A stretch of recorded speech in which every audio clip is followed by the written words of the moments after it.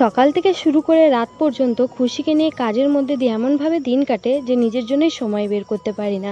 যেরকম এখন বাজছে দুপুর 2:30 আর খুশি ঘুম থেকে উঠে পড়লো খুশির খাওয়ানোর সময়। তো খুশিকে খাইয়ে দাইয়ে আমি হয়ে গেছি রেডি, আর খুশিকেও কিন্তু রেডি করে নিলাম। তো 2:30 থেকে 4:30 কী করে বেজে গেল আমি নিজেই বুঝতে পারলাম না। তো একটু যাব ওই বাড়িতে কাজ আছে বলে, আর দেখো রাস্তাতে বেরোলাম কি জল দেখতে পাচ্ছি, এখানে ওখানে জল জমে আছে। তো বাড়ির দিকে চলে এসেছি, আর এই গ্যারেজটায় কিন্তু আগে আমি পড়া করতাম। বাড়িতে এসে দেখছি দরজা লাগানো, আর খুশি দরজা লাগানো দেখে দরজা খটখটাতে শুরু করেছে। যেই দরজা খোলা হয়েছে কি ঘরে ঢুকে কিন্তু সবাইকে তুলে দিল যারা যারা ঘুমিয়েছিল। আর মা এখানে দেখাচ্ছিল কাপড়, যে দাদু এসেছিল কার জন্য কি নিয়ে এসেছে। তো এই কাপড়টা এনেছিল দিদার জন্য। আমার তো এই কাপড়টা খুবই পছন্দ হয়েছে, সেই জন্য দিদাকে বললাম তোমাকে আর পরতে হবে না, এটা আমিই নিয়ে নেবো। যাই হোক, বাড়ি যাওয়ার সময় দেখছি বৃষ্টি স্টার্ট হয়ে গেল। বাবা বললো বাইকে করে ছেড়ে আসবে, বাট বৃষ্টি কমছিলই না।